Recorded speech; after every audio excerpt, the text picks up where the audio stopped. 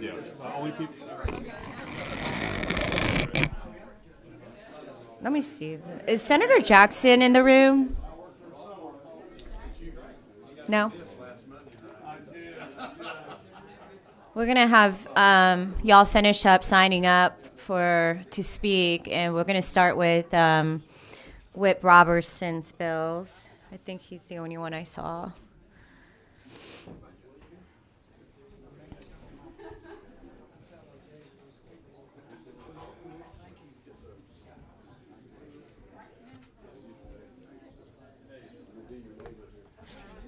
Hey, Rob. Hey, Rob.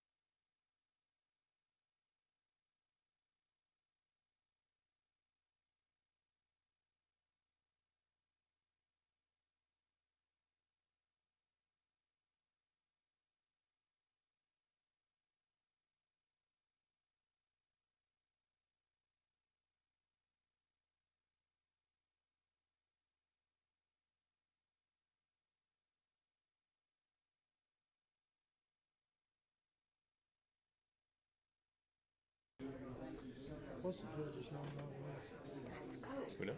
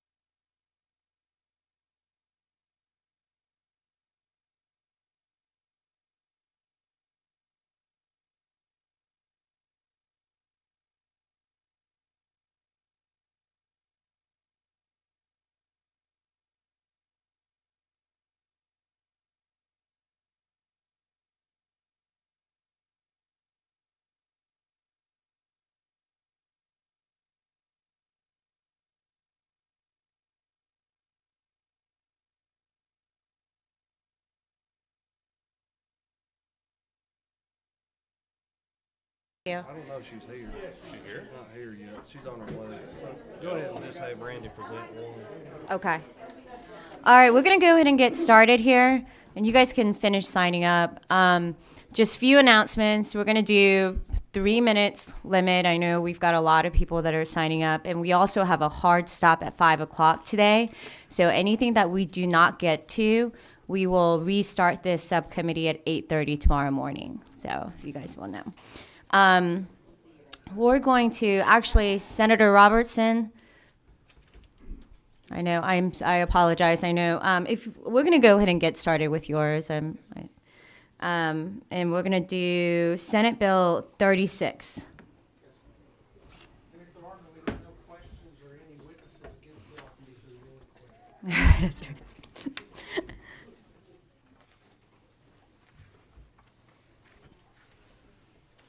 And if you can tell us the LC number we're going by, I know there's been a substitute on this.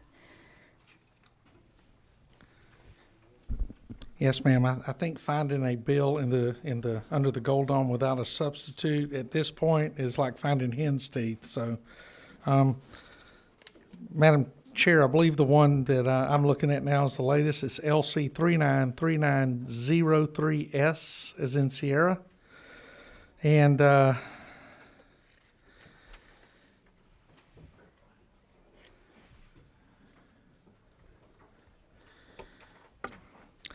Madam Chair and committee members, this is the same legislation that we had here last year, passed out of the Senate. I believe it ended up on the table on the House floor as we entered into sine die.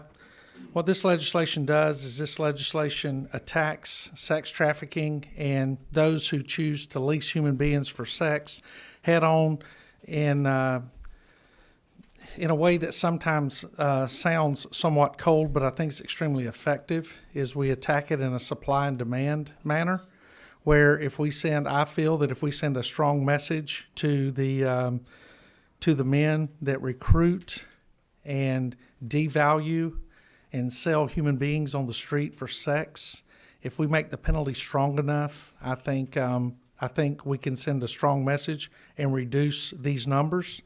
I do not speak without understanding. For many years, I ran operations that were focused on attacking those who were pimps, those individuals, businessmen who in many cases look like the same individuals that we walk past on the sidewalk each and every day, but unbeknownst to their family and friends, they go out and continue to purchase human flesh and devalue the souls of other human beings.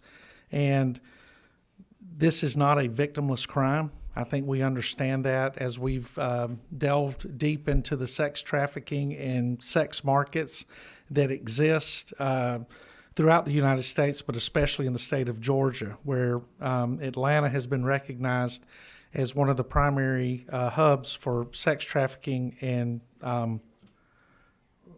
prostitution.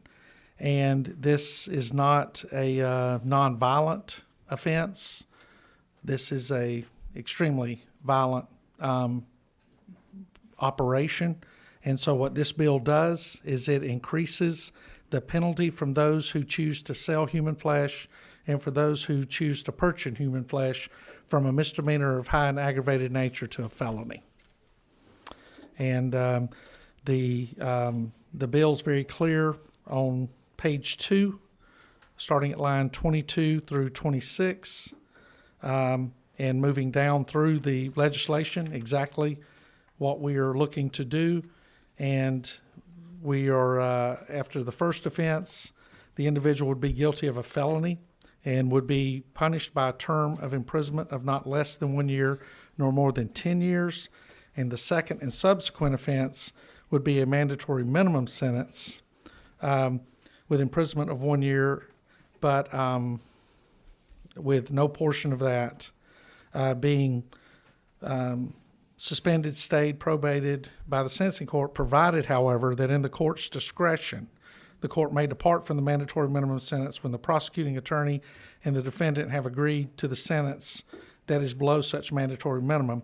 And I know, Madam Chair, there's been pushback in the past, concerning that these agreements would be rare. But in my experience over 30 years, I think the judges are tied into the criminal justice system in whatever community they're in. They have a relationship not only with the district attorney's office, but they also have a relationship with the sheriff, who's responsible for the jail and other parts of the criminal justice system. So they understand if the system is burdened and what needs to be done, not to overburden that system if they see fit not to send a person there. So I've seen a very flexible criminal justice system that I think these sentences here are not only fair, but I think they are what's needed in order to attack this disgusting crime. And with that, I will be happy to answer any questions from the committee. Okay, thank you, Senator. Any questions from the committee? Did not have any questions, and let me just check. We have a few that are signed up to speak, so I will call. Hey, Madam Chair, if I can interrupt, I apologize. Sure. I know there'd been an amendment made to this substitute. I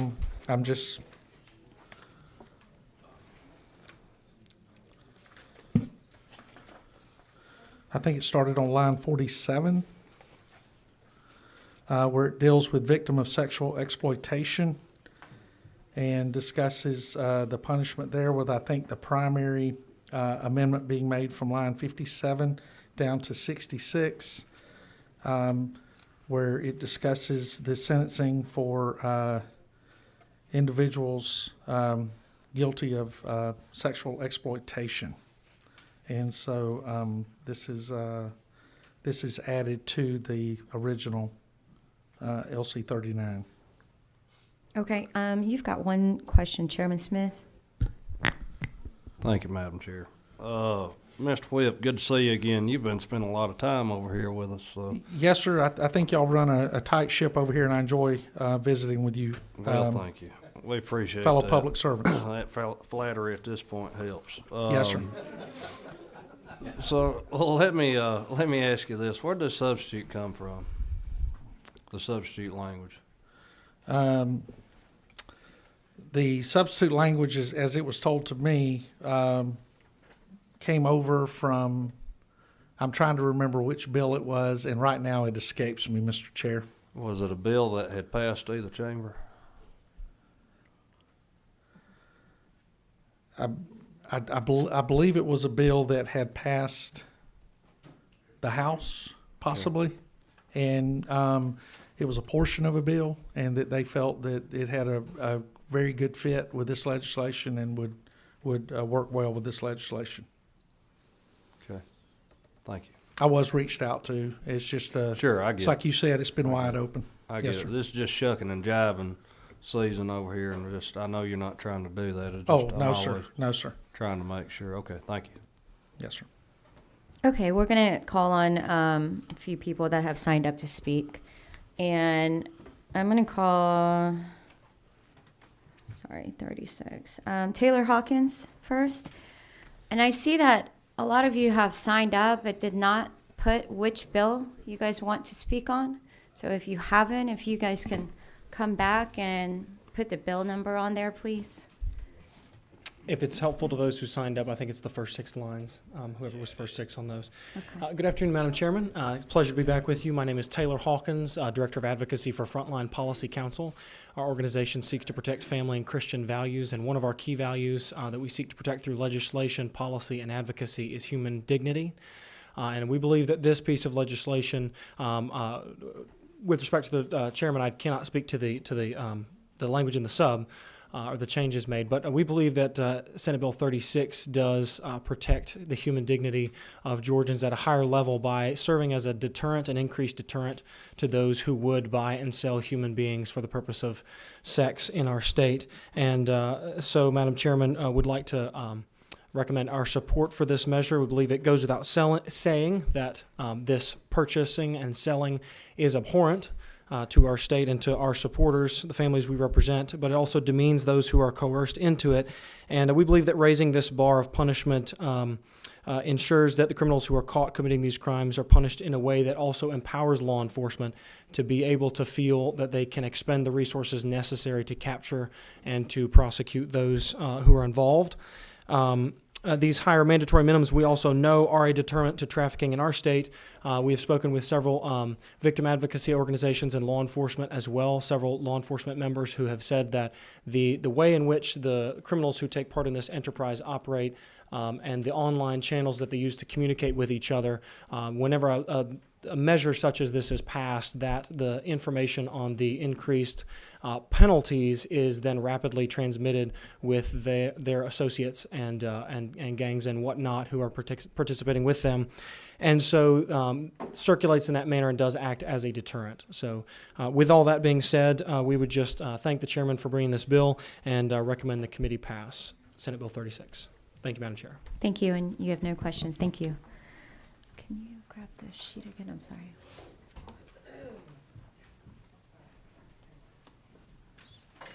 Seats are so short.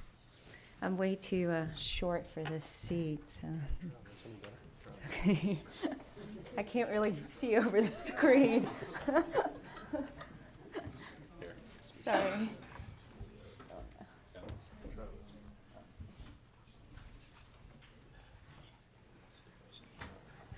Okay, that's a little better.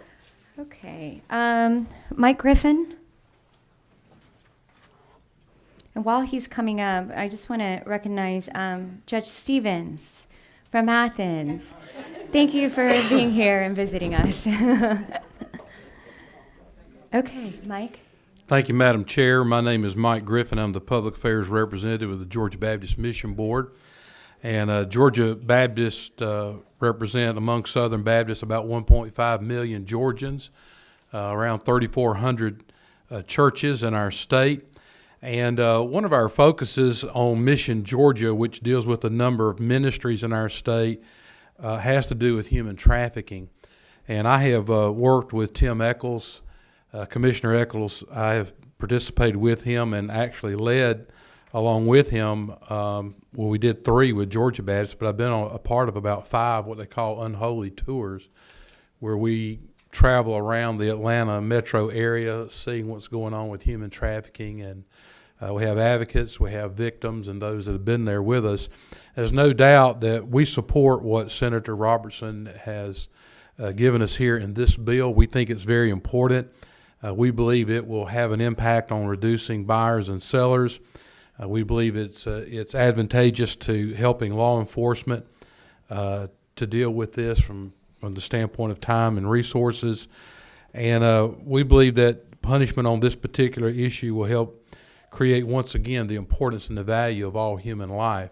So we enthusiastically support this legislation and encourage the committee to have a favorable support for it. Thank you. Thank you. All right. Pamelazolfagari. Sorry if I said your last name.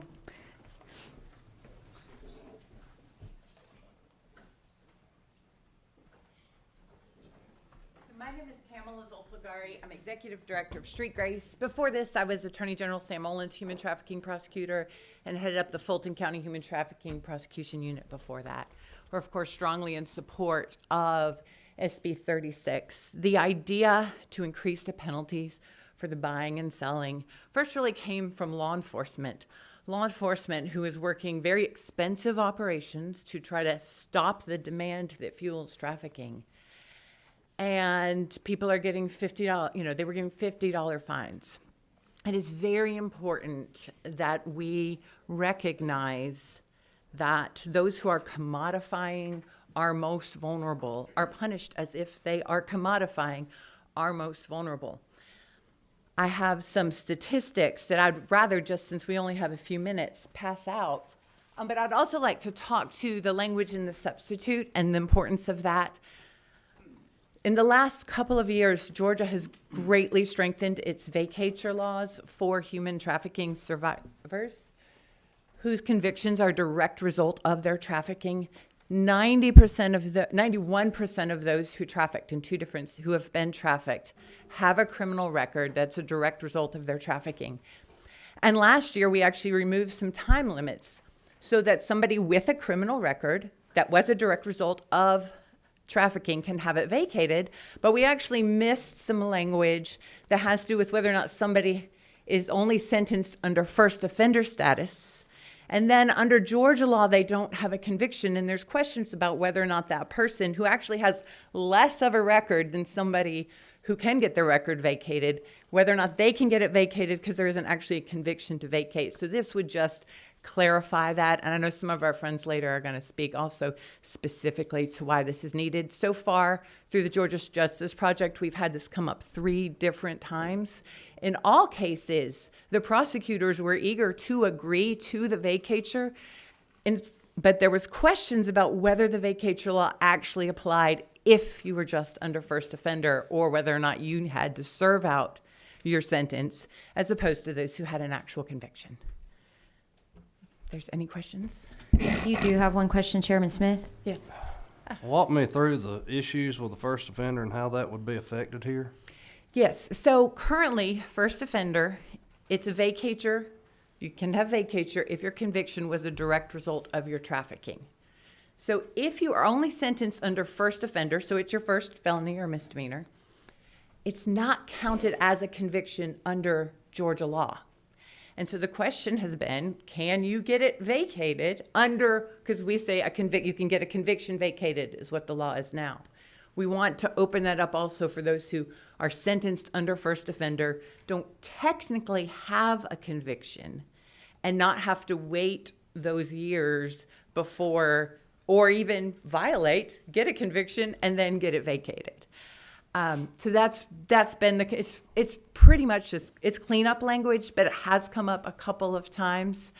So we just want to make it clear. What we definitely don't want is some counties, Cobb, Gwinnett, that have done a lot of vacatures going, it's okay, this is what the law means, we want to agree to this.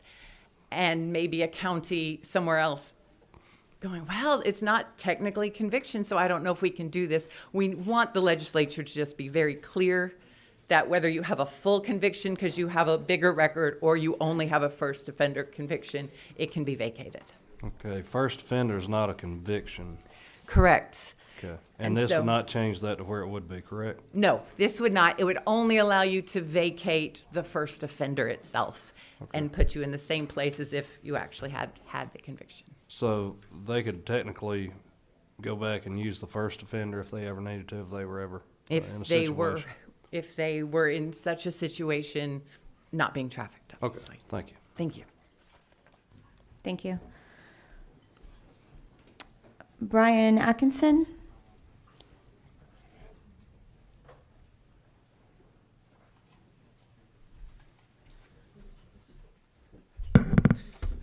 Good afternoon, Chairman Hong and members of the subcommittee. My name is Brian Atkinson, and I'm the lead litigator at the Wilbanks Child Endangerment and Sexual Exploitation Clinic, the CEASE Clinic, at the University of Georgia School of Law, where I'm also an adjunct professor. I'm also a member of the statewide Human Trafficking Task Force and the state's Coalition to Combat Human Trafficking. The CEASE Clinic provides free, quality legal representation to survivors of child sexual abuse, exploitation, or trafficking in a variety of proceedings, including civil lawsuits against perpetrators, in foster care, juvenile court, dependency proceedings, and in post-conviction relief matters where the convictions are the result of trafficking victimization or occurred while somebody was being trafficked.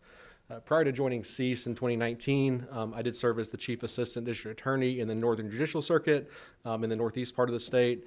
And as Chief ADA, I was prosecuting special victims cases, so crimes against women and children, which would be similar to the conduct covered by this bill. I'm not here to lobby. I'm not here to endorse or oppose any specific legislation, including Senate Bill 36. Rather, I'm here as an advocate for survivors with expertise not only in working with survivors, but also expertise as an ADA who prosecuted similar cases. As written, Senate Bill 36 does have some unintended consequences for survivors of sexual exploitation and trafficking that I believe are important for this subcommittee to be aware of and to consider. So understanding the complexity of child victimization is especially important when we're discussing pimping and pandering.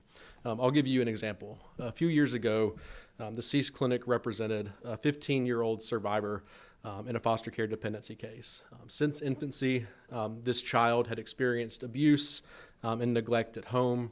Her parents failed to protect her, leading her to be trafficked before she reached the age of 13. She entered foster care, and while there, she was placed in a congregate care facility and ran away with a group of girls from her placement. They found themselves in a situation without food, without shelter, and feared that they'd be put in detention if they contacted DFACS or law enforcement. An adult male offered to buy them food and to get them a hotel room in exchange for sex. So our client convinced one of the girls that she was with to engage in a commercial sexual act with this older man so that she didn't have to. This was an act of pimping and pandering as defined by Georgia law. But more importantly, it was an act of survival. The case I just described is not an outlier or an uncommon occurrence. Too often we can fail to identify child victims of sexual trafficking and instead punish them for normal reactions to trauma, such as running away, emotional outbursts, being defiant to authority, and for acts of survival. When we criminalize the behavioral results of trauma, we set in motion a cycle of abuse and imprisonment that has harmful, lifelong consequences for these child victims. A victim of child sexual exploitation is defined as a person under the age of 18 who engages in a commercial sex act for anything of value, including food, shelter. Child victims in Georgia can be prosecuted as adults for alleged acts of pimping and pandering, even if committed as a direct result of their own victimization. We know that victims recruit victims, and there's some OGP data that the majority of victims of sex trafficking are between the ages of 14 and 17. In Georgia, 17-year-olds are automatically prosecuted as adults, and children as young as 13 may have their cases transferred from juvenile court to superior court for prosecution if the delinquent act is a felony. Senate Bill 36 amends the current pimping and pandering statutes to make them felonies. We've heard that prosecutors might not charge child survivors as adults, and that judges are unlikely to transfer these cases to superior court, but the enhanced penalties set forth in Senate Bill 36 send the message to prosecutors and to judges throughout this state that these are serious offenses that require serious consequences, and that the severity of the offense is something that judges are mandated to consider when determining whether or not to transfer a case from juvenile to superior court.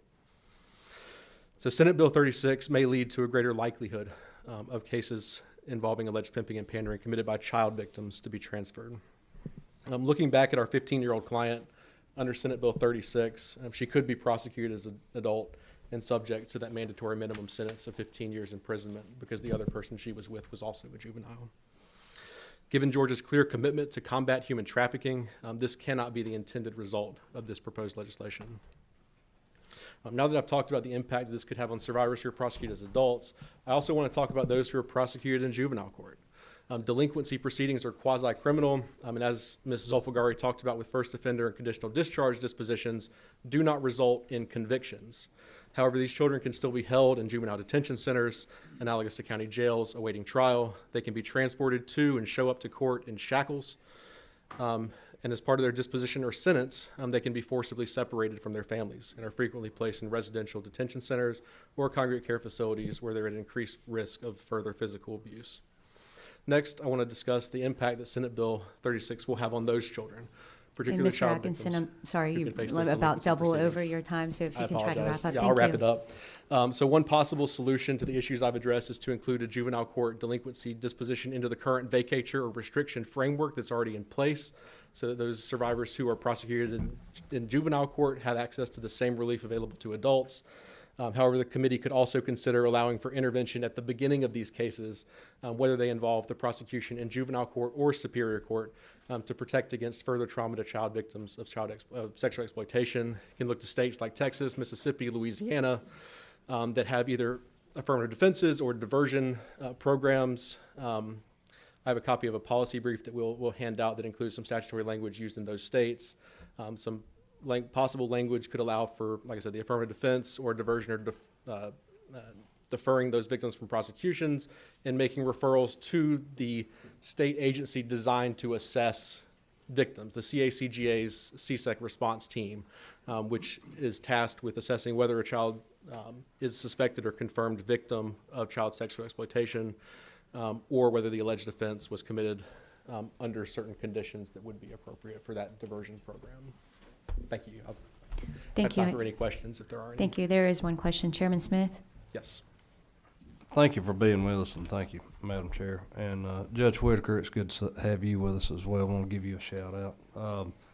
Which provision here within the bill, and if you could point us to which lines give you consternation about unintended consequences?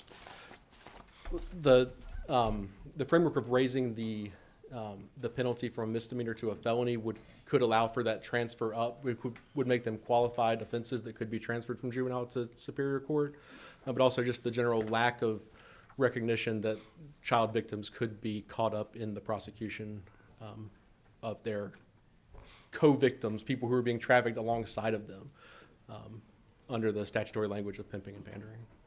Okay, thank you.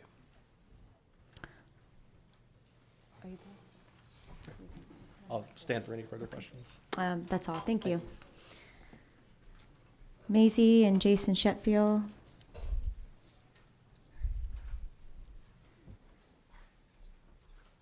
Good afternoon, Chairman Hong and the committee. Thank you for hearing from us today. I'm going to speak quickly so that Mr. Sheffield can tell you some other real-life examples. I know they aren't quite as sympathetic to some of you as what we've just heard, but I do want to raise your attention to something very important that ties on to what Mr. Atkinson was saying, and that is that the passage of Senate Bill 44 is implicated here, because the example that he gave, if this bill were to pass and these crimes become felonies and children become prosecuted as pimps, if there is then a tie made by the prosecution to gang activity, and that person is now recruiting the girl that he described in the hotel room, that's a mandatory minimum 10-year sentence. These bills work together. We cannot talk about them in isolation, and this is another huge problem about this bill, is the progress that Senate Bill 44 has made in the General Assembly this year. I do take issue with the way the sponsor described the court's discretion in this bill. Anytime you all see this language that describes the court having discretion when the parties agree to a downward departure on a sentence, please don't kid yourself that the court has that discretion unless the prosecutor hands it over. I can tell you that I'm pretty confident 100% of my membership would stand beside me to say there's not a person being sentenced to serve time in prison facilities that are so abominable that the Department of Justice is investigating us, that they're going to sign up for more time than they have to. We are going to agree 100% of the time. The person who's not, potentially, is the state. The only way the judge gets to have a say in this is if the district attorney prosecuting the case allows the court discretion. You're giving the prosecutor's discretion, not the court. I'd also like to draw your attention to the fact that these code sections have been modified and enhanced in 2017 and twice in 2019. We all know that the pandemic has slowed the course of court proceedings. We do not know the outcome of those enhancements on whether or not they've impacted this trade. We've not heard any evidence about the number of incidents going up or down as a result of those enhancements. We would simply encourage you to let those play themselves out before you continue to enhance crimes. I would be happy to send you all a memo on those previous bills if you need them. I don't want to take up the time in reciting them to you now. This is Jason Sheffield. Good afternoon, everyone. Thank you so much. So I'm a practicing criminal defense attorney. I've represented hundreds of people in sex cases. My firm specializes in representing people who have been arrested for sex offenses. And I want to introduce to you two types of people that will be treated very differently now that these become felonies. Number one, my 19-year-old client who was sex trafficked by her boyfriend and was sent to recruit others. She was charged as a pimp, and she was trafficked. And now, instead of a misdemeanor, that's going to be a felony. And the prosecuting attorney in Clayton County did not care, and I tell you, didn't care that she was trafficked. She's got to pay for what she did. We need our pound of flesh from her, too. This is the attitude, and we have to beware. Number two, I represent a lot of Johns. These are end users. These are like drug addicts. This is compulsive sexual behavior. They are arrested. Their mugshots are out there. They are devastated in their communities. Most of the men that I have represented, oddly, are very involved in their churches, very involved as deacons, very involved in the music. Most of the men I have represented have started with, "I'm a good Christian male." I want you to understand that these men will now be charged with felonies. This law needs to give them a second chance because their behavior is compulsive behavior. They are sex addicts. They have not been brave enough to get a divorce. They have not been brave enough to go to counseling. And so by instantly denying them the second chance, you are honoring the fact that a place of prostitution that allows the secretive behavior to go on, that allows people to congregate and do this, they're going to be treated with a misdemeanor, higher and aggravated. But the end user, the drug addict, the compulsive behavioralist is now going to have to face a felony and is not going to get a second chance. That's an imbalance. That doesn't make any sense. And lastly, the language of this bill changes a dynamic that we've recognized, that adults are different than juveniles. And the language in this bill now states that the victims in this case will now be 18 and younger. I don't understand this change. It increases the pool of cases. Now we're not just talking about juvenile victims where we typically enhance for juvenile victims, but we're now also talking about adult alleged victims of this crime. So that language of 18 and younger seems misappropriated to this, and I don't know why it's been added in that fashion. Thank you so much. Thank you. Any questions? No questions. And I think that's all the people that have signed up to speak for this bill. Whit Robertson, do you want to just do a quick closing remark? And on that note, I just have a quick question, Whit Robertson. I know the previous Mr. Sheffield had mentioned the 18 years or 18 years of age. Was that already the law? I believe it was line 47, and it was just struck from there and re-put in 43. Am I just...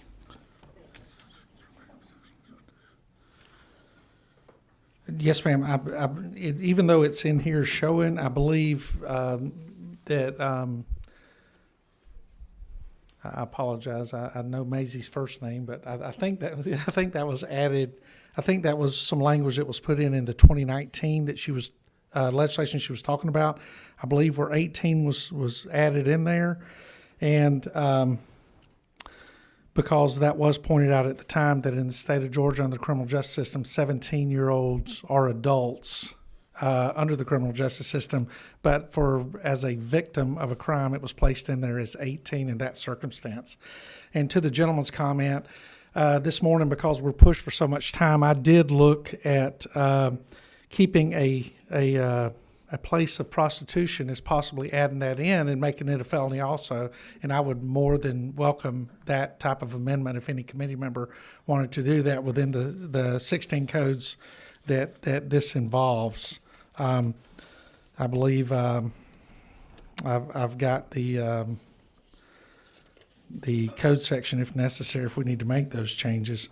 But throughout my career, and it was over 30 years, I can safely say I arrested several hundred people for pimping, and the same number for pandering. And during that time, I never arrested a juvenile. These were always adults. And he is correct. Everybody that I arrested started out their plea with, "I'm a good Christian man." Well, I count myself many times to be a good Christian man too. And I have compulsions. Luckily, they're not sex with anybody other than someone I'm married to. It's just black coffee and somewhat salty language at times. But I don't believe we have a criminal justice system here in Georgia where we go out and let someone steal a portion of the soul of another human being and think that, well, gee, since you're a good Christian person, we'll give you a second chance. The punishment needs to be there. And personally, I think the bill puts the punishment where it needs to be. And with that, Ms. Chair, I would end my comments and thank you for the opportunity. Thank you. Okay, no questions from the committee. Any discussion? You did? Okay. Representative Miller? Thank you, Whit Robertson. Thank you, ma'am. I just wanted to clarify and make sure I'm understanding how this proposed bill would or could implicate children who have been the victims of human trafficking, who have themselves had their soul stolen, who might then become wittingly or unwittingly part of recruiting other children. Yes, ma'am. Can you just talk me through a little bit of your thought process in terms of yes, ma'am. the flexibility of your bill to deal with that? Right. What we have discovered through this, and that is not something that does not happen. It's almost a Stockholm Syndrome type situation where the example that was given earlier about the runaway looking for somebody, not knowing who to call for food and all that, they do in some cases develop a bond with the individual who is mistreating them and selling them. And so they are pressured, intimidated, and sometimes unbeknownst to their own conscience are pushed into this. And we've seen that happen. But in the cases that I saw, it was adult females being pressured by adult males to go out and recruit other adult females into sex trafficking. most of the time, the individuals that we found that were underage and being sex trafficked, those that were doing it were all adults in the process. So, but the idea that an abuser can convince the abused to become a part of the crime, that's a reality. I mean, it absolutely could happen. Yes, ma'am. Are you aware of, and I know we heard from the representative from, I think it was CEAS, I don't know if I have that name right, Mr. Atkinson. Right. Are you aware of any studies, aside from sort of just anecdotal experiences, that would tell us to what extent, these are, to what extent children are implicated in this idea of, sort of being with other children, unwittingly recruiting other children? Is there any sense of how many of the folks that are doing this are children truly versus adults? No, ma'am. I could only speak from experience in the research I've done here through, the COPS program with the federal government looking at that. Everything I looked at, the numbers were focused on adults as those perpetrating the trafficking. One more question, Madam Chair. Final question. Can you talk me through the decision to take away a judge's ability to depart on his or her own based on his or her own assessment of the facts, the defendant, the victim of any particular case? Why is it that, why in your bill have you inserted the district attorney's office in that assessment? Well, in many times in the court, the prosecutor and the court work and I know there are judges here and prosecutors, but in concert to a certain degree, to where when the case is brought before, the district attorney has, once the case is handed over to the district attorney, and the district attorney, as you know, investigates the case themselves, and they find out these unique circumstances within the case, like you were discussing earlier, that an individual may have been coerced into the behavior. And the cases that I've been in the courtroom to have to testify to or be a witness of, that information is brought out before the court, which allows the judge in many cases to understand the reasoning for the district attorney's recommended sentence in some cases, and that all of those factors tend to guide the judge in what he or she may feel is the appropriate punishment, whether that be, a suspended sentence or whether that be, tougher in some situations and not as tough in others. And then the possibility of learning that there are victims of sex trafficking in here, that the court has the opportunity to view that with what other resources may be available. Chairman Smith. Thank you, Madam Chair. Mr. Whip, I'd like to ask somebody in the audience a question. Mr. Robert Smith from PAC. I got a question for you.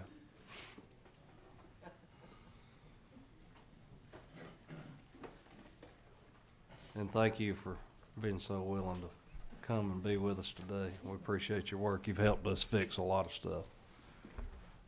The unintended consequences here, how much of an issue do you think that will be under this as written? Can I get you to define what you mean by unintended consequences? Are you afraid of that situation in Clayton County happening again that the gentleman presented with Gactel? I don't believe it would happen again because of recent changes to the law, because I don't know what time front line the gentleman was speaking of when that event took place. But I'm pretty sure that we do now have the ability for a victim of human trafficking to come in and say, I was trafficked, provide an affidavit, and the conviction is vacated. It's voided. And then, as my friends from CJCC will attest to, based on legislation passed last year, the fines, fees, and any other money that was paid by the victim of human trafficking who was convicted would then be paid back to those people. The victim would be made whole. So, and it's an unlimited number of convictions. So that if you have a victim of human trafficking, and this was one of the Grace Commission initiatives from a couple years ago, that a victim of human trafficking could come forth for any crime that was committed while they were being trafficked, and that conviction would be voided. That's a word we don't use very often. Voided. So I could be wrong, but I think that with that new law in place, I believe that we would not have that situation where a victim would be prosecuted and be held accountable, be held responsible for her or his actions that took place while they were being a victim of human trafficking. Okay, thank you, Rob. You have one more question. Thank you, Madam Chair. Mr. Smith, thank you for that, because that actually, you reminded me of that, and that actually gives me some degree of comfort about safeguards for victims of human trafficking. Would it then make logical sense if a victim of human trafficking can vacate a conviction for any crime if it is the result of them being human trafficked, that they would not then have some ability to assert that as a defense to prosecution? In other words, could we, or would it make logical sense in your opinion to insert language in here that would allow an absolute defense to being prosecuted under the proposed legislation in SB 36 if the person themselves have been a victim of human trafficking? I don't know all of the affirmative defenses off the top of my head, but I'm thinking that there is one about compelling someone else to commit a crime. Coercion? Coercion. I think so. I think coercion is a defense that already exists, and the human trafficking victim who is being tried for a crime while he or she was being a victim, I think they could raise that to a coercion defense. I would also hope that in today's society, with the Grace Commission, with the First Lady's very open public stance that I believe every prosecutor in the state supports, that if a victim of human trafficking came forward with the information showing they were a victim of human trafficking, the prosecutor would take the initiative to do something about those charges other than take them to a trial. I mean, we're getting signals from the governor and the First Lady as to how we should be conducting ourselves. You know, the new law saying that the convictions are voided. I think that's a pretty strong signal from this body as well as the executive branch as to what we should be doing in the judicial branch. Thank you. I guess my concern is that we heard my colleague, Mr. Sheffield, describe a situation in Clayton County where he offered that information, and that was not, I guess it wasn't accepted, or he did not get the result from that he would have desired, and maybe that was before the law. I don't know timing-wise, but I guess I'm just trying to understand if there are ways to protect victims of human trafficking, and I can't remember the defense of coercion, but there may be some threat of death or violence that has to be there for you to assert a defense of coercion. Don't quote me on that, could be wrong. Thank you. That's okay, Clint, appreciate it. Doesn't apply to murder. Coercion does or doesn't.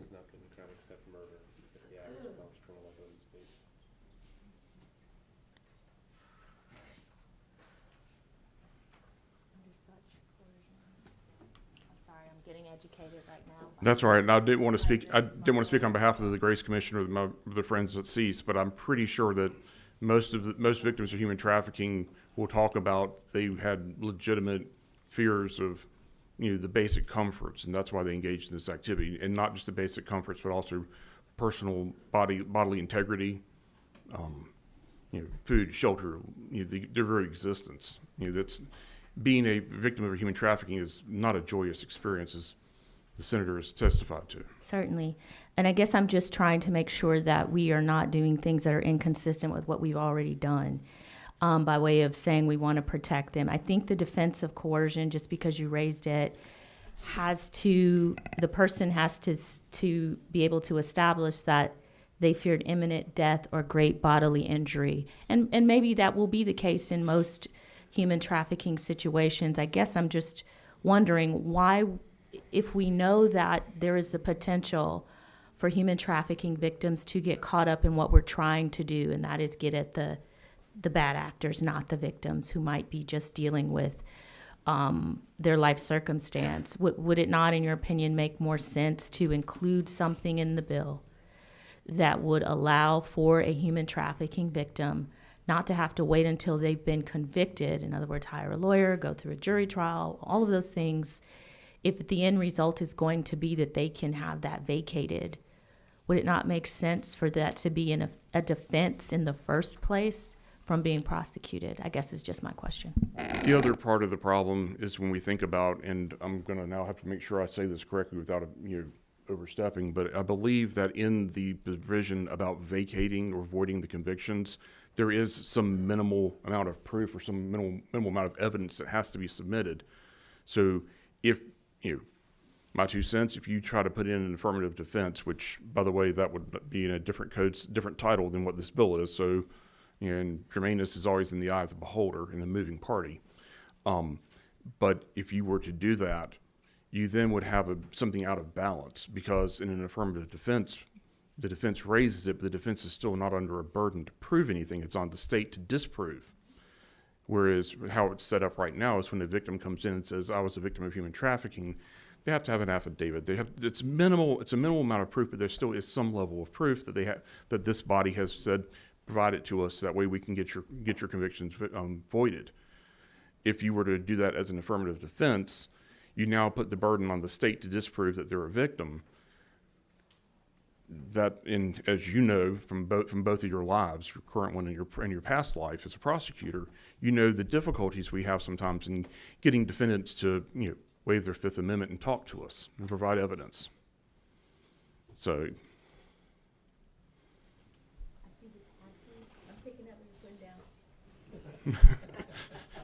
Thank you. Day 37, and I think I'm finally able to actually keep up with you. Thank you, Mr. Smith. All right, any discussions thank you. Thank you. Any discussions? Chairman Smith? Thank you, Madam Chair. Whit Robertson, thank you for your good work on this. You're dealing with some stuff that's needed to be dealt with for a long time. It's something that I try to keep the emotion out of, and it gets a little tough, but I do appreciate the compassion of the committee and the questions I think that need to be asked. All right. Well, and passion's something that we all have, but here we are reasoning together. Exactly. There's been a lot of concerns from a few of us on the committee here, and from some of those who have testified. And it seems to me that to alleviate some of these unintended consequences, because there's going to be some here on the committee or out in the audience that are going to have to very well deal with the unintended consequences, whatever they may be. And so I'm just wondering here to try to alleviate those concerns, and I appreciate Robert coming up here off the cuff. He's a dadgum good trial lawyer, and it shows up every time we have to call him out of the blue. But my question to you, sir, is if we remove the sections throughout your bill that mentions when the prosecuting attorney and defendant have agreed to a sentence that is below such mandatory minimum, seems like that could very well be a real quick fix to alleviate some of these unintended consequences. Just throwing that out there, and I want to see what you think about it. Mr. Chairman, I have no issue with that. Okay. And that's just kind of for the whole committee, Madam Chair, just to think about. Can you point to a line? All righty. So, I believe here in line 32, and I'm just suggesting this. I'm not making a move or an amendment or anything. But on line 32, if you strike from the word when down to the word minimum,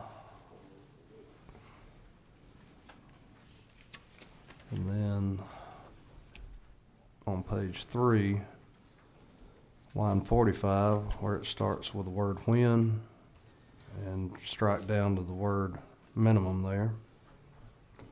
And then again, I believe in line 63, starting at the word when, down to the word minimum in line 64, that first minimum there before the semicolon. And I'm throwing that out there for discussion. for the committee here. I mean, we don't want to see unintended consequences and conduct that is innocent or coerced, as Representative Miller had mentioned. We don't want to see that happening. And just with some of the crayons this committee has had to break out for different members in the criminal justice system, we've got a chance here to get it right the first time, and I wonder if that would alleviate, and it's just purely for discussion right now, Madam Chair. Okay, anyone else have any thoughts on that? Or further discussion? Representative Miller? Thank you, Madam Chair. I think that I would support this bill with that amendment. I think that's a good amendment because I think that at least gives the system flexibility to deal with the situation and the scenarios that have been raised. Are you proposing that amendment? Because I don't think Chairman Smith proposed it. I would propose it as a friendly amendment to the bill if the senator would consider it. Yes, ma'am. I welcome the friendly amendment. Chairman Smith? So what I would say is we can't take up an amendment until there's a Till we- move to even Okay. That's move the bill. That's correct. Sorry. Any other discussion? I'd be happy to listen to y'all accept a motion to move the bill too, Mr. Chairman. Okay, I am getting to that next. Any motion? Chairman Leverett? So, I know I have to press it and you don't have to press it. Okay, all right, just move to pass. Okay, any second? Second. All right. And we did have an amendment, so is there a motion for an amendment? I move that we amend Senate Bill 36 consistent with the suggestions of Chairman Smith. Do you need me to read them or do we? I think we have it? as a commitment got it. Yeah. Okay. Any second on the amendment? All right. And those who all approve SB 36's amendment proposed by Representative Miller, say aye. Any opposed? All right. And we had a motion to move SB 36 with the amendment now from Chairman Leverett. So those who approve, say aye. Any opposed? All right. And it passes. Thank you, Whit Robertson. Thank you, ma'am. Would you like for me to continue, ma'am? Actually, I'm going to take up another ma'am. bill. If you can stick around with us, hopefully we can get through some more bills here. Senator Jackson here? Okay. I'm going to get to Senate Bill 83.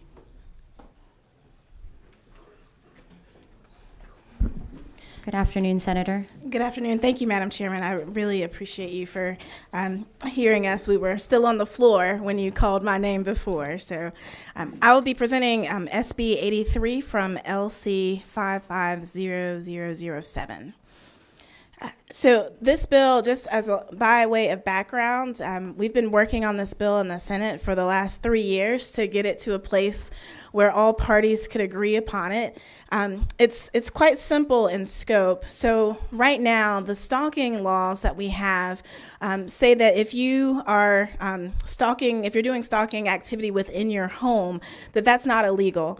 And my very first time that I came at this, I tried to strike that, and that did not work. So we went back to basics again and tried to address the real problem. And so what this bill does is it talks about who is eligible for a temporary protective order. And it says that essentially if there's stalking occurring in the home, then that person could be eligible for a temporary protective order. So what's the problem we're trying to solve? There are people who are either in a relationship or trying to get out of a relationship, and because they are in a shared domicile with their stalker, they're not actually able to get help because the person that they are sharing that domicile with is tracking them, surveilling them, causing them to have fear and intimidation every time that they actually try to get out and to do what we would hope they would do, right? To go to a police officer, go to a domestic violence, something like that. They're not able to do that because they are being tracked within their own home. Some of the issues that have come up as we've really worked on this for the last 3 years is that, people have a right in the state of Georgia to be able to surveil within your home, right? You can have cameras up. That's absolute within your right. And this would not change that at all. What it would do, though, is to remind us that our surveillance laws say that you have a right to surveil everywhere except for where we have a reasonable expectation of privacy. So when a stalker is surveilling someone in their bedroom without permission, that's a reasonable expectation of privacy. And so that's not allowed by law. And this would, if we were to pass this would enable someone who is being, for instance, surveilled in their private bedroom or in their bathroom. This will enable them to be able to go and get a temporary protective order. I'll give a clear example, perhaps, that might be more helpful.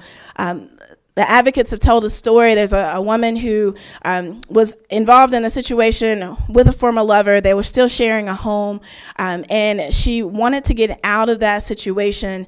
There had been no violence. So the first time she was actually able to kind of get out and talk to a police officer, the police officer said, there's nothing we can do. You don't qualify for domestic violence. There's no violence.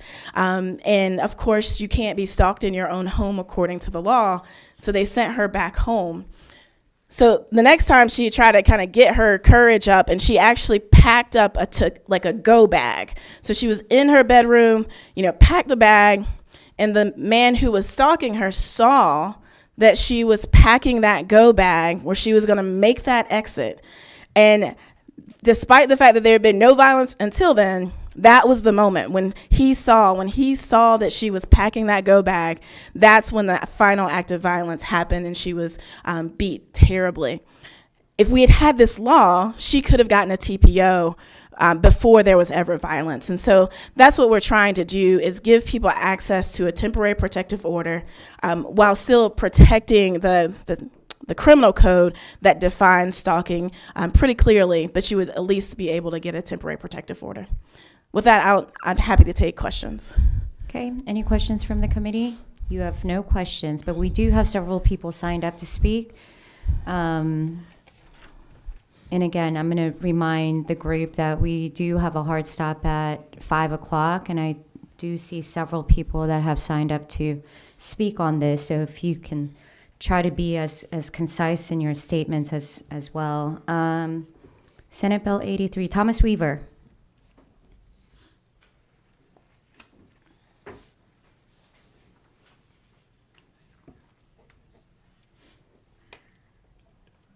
Mm-hmm.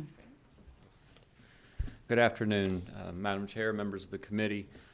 I'm incredibly very sympathetic to the plight that Senator Jackson espouses in her testimony to yourselves regarding the necessity of this that might help one or two isolated individuals. However, I just want to share with you that despite everything she says, I really want you to understand and really lament on the fact, the same way I did across the other cameral in their Senate Judiciary Committee, what you're really doing here. You're opening a door to allow someone to aver in a civil proceeding against you in your home, your house, the one that you worked for your whole life.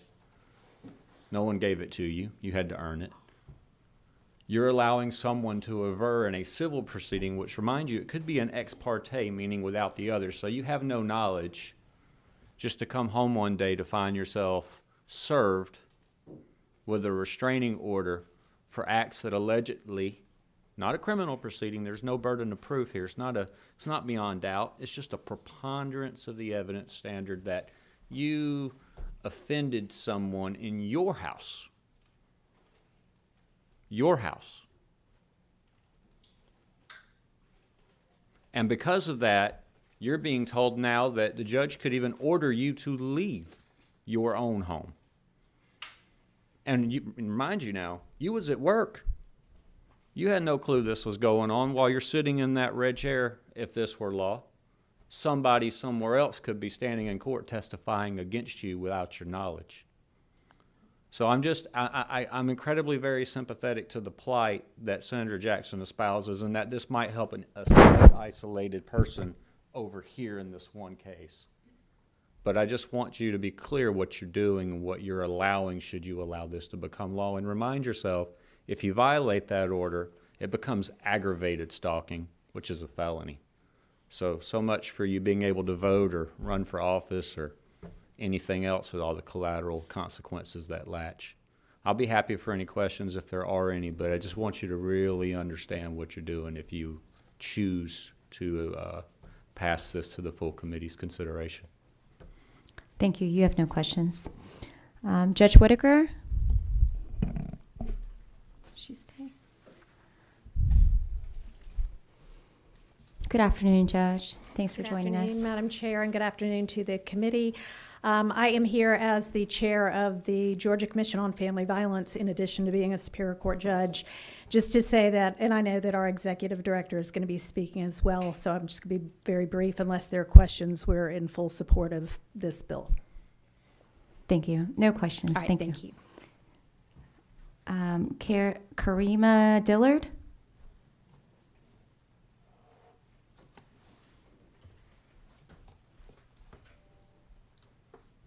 Good morning, Madam Chair and members of the committee. I'll also be quick. I just want to say I'm Karima Dillard with the Georgia Coalition Against Domestic Violence.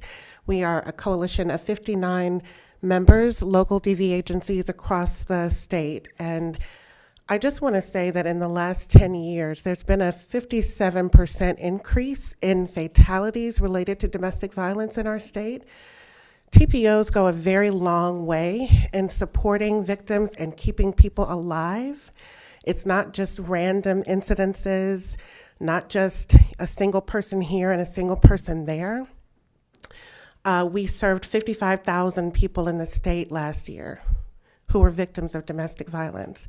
Before I came over to the coalition as a policy director, I was an advocate at one of our local agencies. I had a client who came to me terrified because she was being stalked by somebody in her home. And we thought for sure that she would be able to get a protective order. And we found, to our dismay, that she didn't qualify because they shared the same dwelling. When the incidences of stalking exist, it increases the very chance that they will be murdered by 58%. Stalking is one of the top 5 lethal fatality indicators. SB 83 goes a very long way in keeping people safe, and I really hope that you support it. Thank you so much. Thank you. April Ross?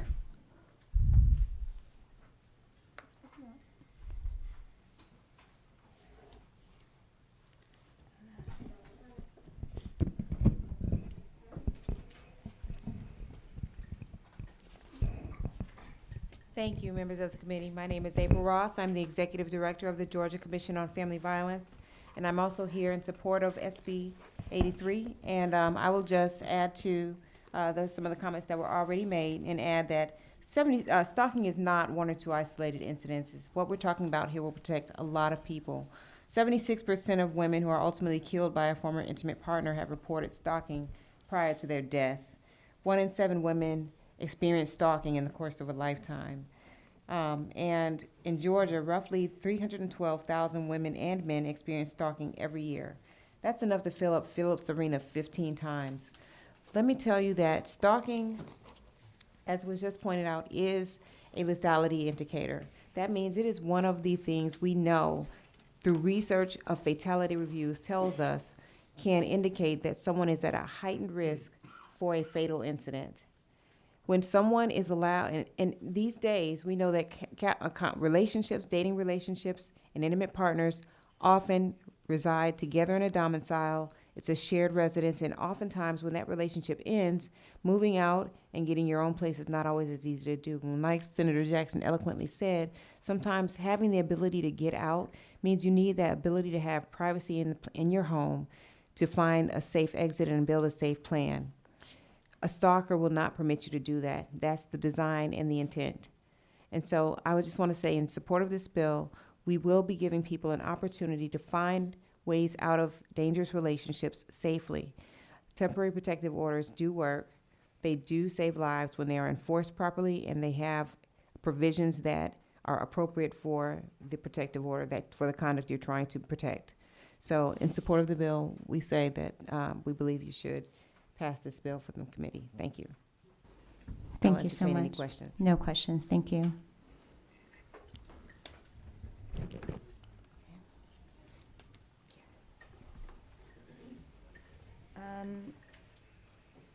Senator Jackson, I actually have a quick question on this. Absolutely. So, what does happen when it is somebody's house that they've paid for 10 years? Is somebody's lease apartment that they've paid for? And now, because of that TPO, the person has to move out, and do they just lose their house? Do they lose their lease? And in my practice, I've seen it both ways, and good and bad. And so, what about that scenario? Sure, yeah, and I can speak to this. Judge Whitaker may even be able to speak more clearly as someone on the bench, but what happens is when a person goes to this hearing, the judge will make the determination about who is best able to move out if they both live and have lawful residence in the home shared. But, you know, in the case of Mr. Weaver, if you don't live in that house, then the judge is not going to say, well, you get to stay there and the stalker has to leave. Like, that's not going to happen. But a judge will make the determinations based on ability to move, who can do that with, you know, kind of the least amount of trouble, but that would be kind of negotiated based on the judges. But there's no guarantee. I think people assume that if you've been accused of stalking, that the judge is going to say that you're the one who has to leave, and that's just not true. It really depends on all of the kind of surrounding circumstances as to who ends up moving from a shared home. Okay. Any other questions from the committee? I'm just taking questions. Yes. Actually, I think Chairman Leverett was first. Chairman Leverett? Oh, I'm sorry. Representative McGraw. Jackson, one question that I had was, would this be a provision under domestic violence? So this is specific to stalking. So with domestic violence, if you are being beaten in your home, then that's illegal. So it's only specific to stalking that there's this exclusion for it not counting within the residence of the stalker. So no, it would not actually have implications on domestic violence. That's a separate process. Okay. Another question? Sure. Okay. Would this enhance the peeping toms law in Georgia, which is 161161? No, this would not. This is very surgically written, actually. This is very specific to access to a TPO if you were a victim of stalking and the stalking is happening within the residence of the person who's being accused of stalking. I will tell you, we've had multiple iterations of this bill, and through the great help of Gactyl and PAC and all of our friends in this room, we have written something that's extraordinarily precise so that it really only deals with stalking inside the residence and access to a temporary protective order.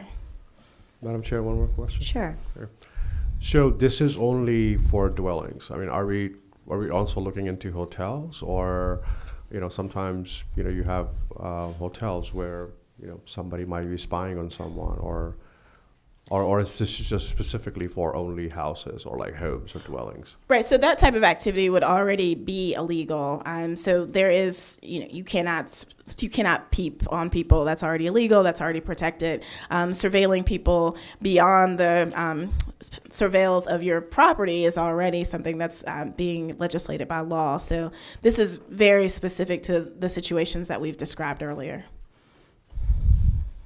Representative Miller. Thank you, Madam Chair. Thank you, Senator, for your bill, and thank you to all of the folks here in support. I just had really sort of a practical technical question, and maybe Judge Whitaker might be the better person to answer. I don't know. You tell me if you think she is. If we are playing out the scenario where a person who is living in the same home with another person is being stalked by that person in the home,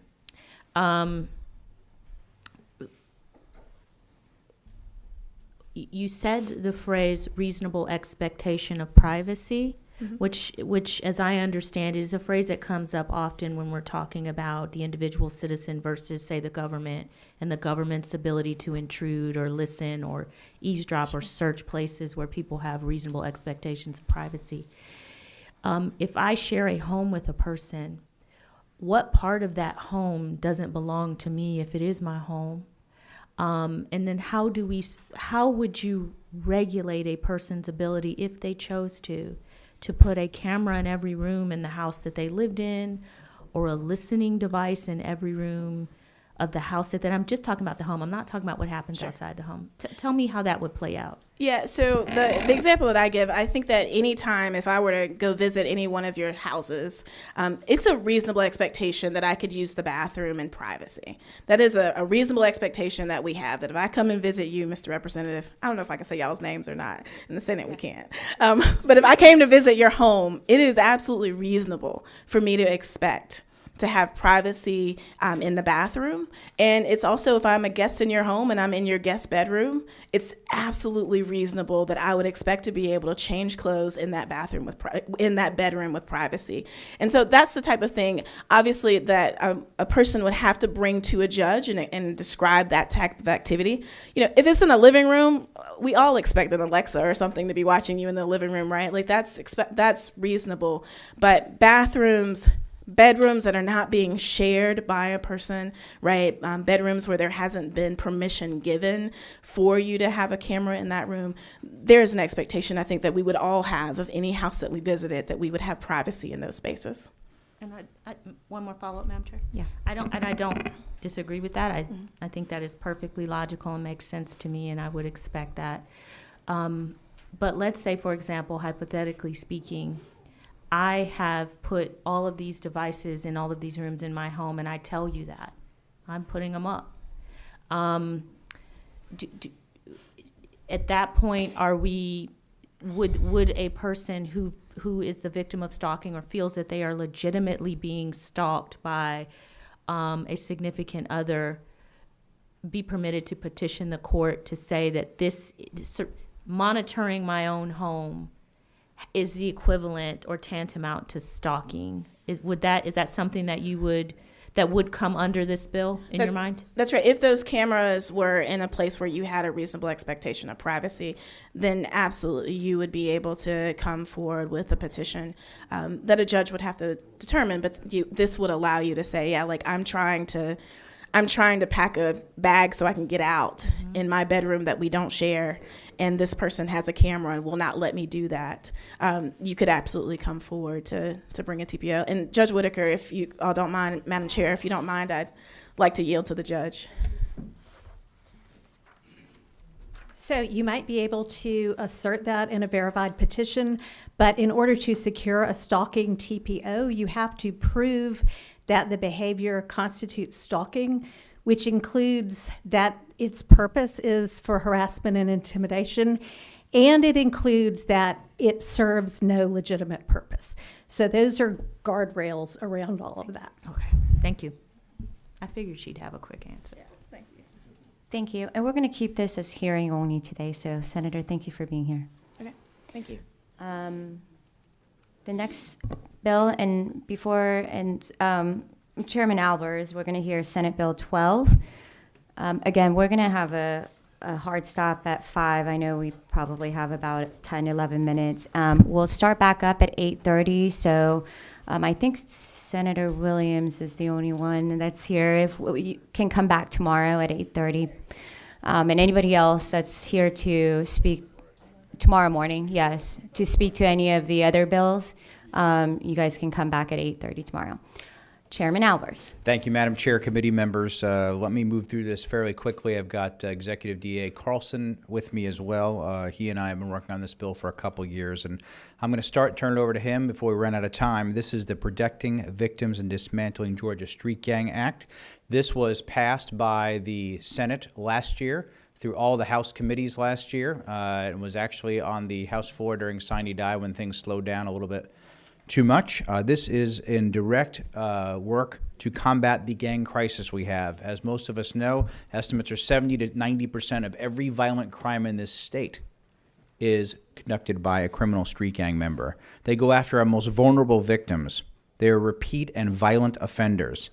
This is very consistent with the work that Governor Nathan Deal did, where we had to separate those who we were mad at versus who we were afraid of. These are the people we are afraid of. This has been well researched with stakeholders. We have worked with the prosecutors, the DAs, judges, police chiefs, sheriffs, GBI, Georgia State Patrol, FOP, bondsmen, police foundations, pardons and paroles, corrections, community supervisions, victim rights and activist groups, Georgia Trial Lawyers Association, gang investigators, and more all have input and are supporting our bill. Also working with Governor Kemp and his team. This bill passed in bipartisan form through the Senate, both last year and this year. Very quickly, passed the title in Section 1. Section 2 is increase of the mandatory minimum of punishment for possession of a firearm with a convicted felon or offender on probation and a forcible domestic violence felony from 1 to 10 years to 5 to 10 years. Section 3 is a legislative declaration on gangs as being, again, such a crisis in our community. Section 4 revises the Gang Act to clarify res judicata to make sure we allow local governments to bring civil actions against these same bad actors. Section 5 revises the Gang Act to allow for certain prior crimes to prove gang membership. We need to connect the dots and make sure we're putting these repeat offenders who are a member of gangs into the proper buckets. In Section 6, this expands the venue for gang acts. Can you imagine criminals do not always follow city and county lines? This makes sure we can consolidate those and go after them in one setting. Section 7 is for bonds in gang cases. This is to make sure a superior court judge hears these. As an example, an 11-year-old child was murdered by a gang member after they were released from jail by a magistrate judge. We want to make sure we have the right authority there making those decisions. Section 8 is all about repeat offenders and their actions against elder, disabled, adult, and minor abuse. It's sad, but a true fact that those gang members and violent offenders use our most vulnerable in society, and they certainly deserve that type of just treatment in return. Section 10 allows evidence from prior acts to be used again for elder, disabled, adult, minor, and domestic abuse. There's typically a pattern here, and we want to make sure that we're connecting the dots and putting these violent offenders where they belong. And simply, Section 11 is just the effective dates. I want to turn over to Executive DA Carlson, but this gives victims and public safety the priority over the criminals. We are in a gang crisis right now in our state and in our nation, and this is real criminal justice reform. Thank you, Madam Chair. I'll pass it over to DA Carlson. At this point, given the time constraints, I will just say that we certainly support the bill, and it has been diligently worked on both for several years, any number of the aspects of it. Several of the sections are based on provisions from other states that have been on the books for nearly 30 years. So with that, I'll defer to any questions that the committee might have, or the subcommittee might have. Any questions? Representative Miller. Thank you. Hello, friend. Good to see you. Great to see you as well. So my question is, and I've heard this stat before, and I just kind of want to see where it's coming from, that 70 to 90% of all violent crimes statewide are committed by gangs. Where does that come from? That came from the Georgia Bureau of Investigation. It's also very consistent with the statistic from the federal government, that would be the Department of Justice saying 48 to 90% of violent crime around the country is gang motivated. Okay. And if I could add to that, I'm sorry, that most of the time it is underreported because oftentimes local jurisdictions do not want to say there are gang problems. So we believe that it's the higher number is probably more accurate than the lower number. Okay. And that was an estimate from the special agent in charge of the GBI's gang unit. Okay. And so is this a published study? You said DOJ, is it on the website? Yeah, that is the National Gang Threat Assessment. That was in 2011. It estimated also that there was a 400,000 increase in gang membership in just 2 years, and that there were 33,000 criminal street gangs operating in the country. That, of course, was 2011, the last time the Department of Justice did a comprehensive national gang threat assessment, and that was incidentally with a wide array of authorities from around the country and jurisdictions not reporting at all. Okay, I think we just found it, so I appreciate the benefit of having that information. And then the GBI's information, is that also published somewhere? That was a quote that came from the special agent in charge, an estimate he gave at actually a press conference at our office, representative, when we had an indictment come out. I will say that with regard to criminal street gang activity, the warranting of it, the charging of it is never been at high numbers. So we don't have a statistic that correlates necessarily with use of the Street Gang Act. We have to go to other sources to make those estimates. Okay. Follow-up, may I follow up, please? I'm sorry, no, we don't have a lot of time. We won't have a lot of time to kind of get through everything, but correct me if I'm wrong, and I might have just read this too fast, but several of these provisions don't directly relate to our gang statute. Is that The bill covers two areas, and in one, of course, it is a measure to increase our anti-gang laws. It's also a measure to protect our most vulnerable victims. And that, of course, is, and we're here on World Down Syndrome Day. So there could not be a better day for us to be here talking about defending and protecting those who very often cannot protect themselves, at least the way that others might. So a favorite target, tragically, of criminal street gangs are those types of victims that we consider most vulnerable. So there are provisions in this bill to protect victims of domestic violence, victims of child abuse, victims of elder abuse, special needs people who are victims of abuse, and one change from last year's version of this bill, repeated acts that would qualify under our hate crimes penalty enhancement provision also become admissible for those who repeatedly commit those sorts of acts against vulnerable groups of people or ones that have been targeted. Now, it is true that those are the types of individuals that gangs frequently target. So this is a question of getting to those criminal street gangs not only through affirmative measures that define and mention them, but also by protecting a classification of victims that is all too often the ones that gangs select. I won't hog you. Okay, thank you. And so based on the time, I'm going to stop there for today. Thank you, Chairman. And we're going to go ahead and start tomorrow at 8:30 with, I know there's several people that have signed up to speak, so we'll go ahead and start taking those testimonies in the morning. Thank you, and we'll be in recess until 8:30 tomorrow. Thank you. Thank you so much.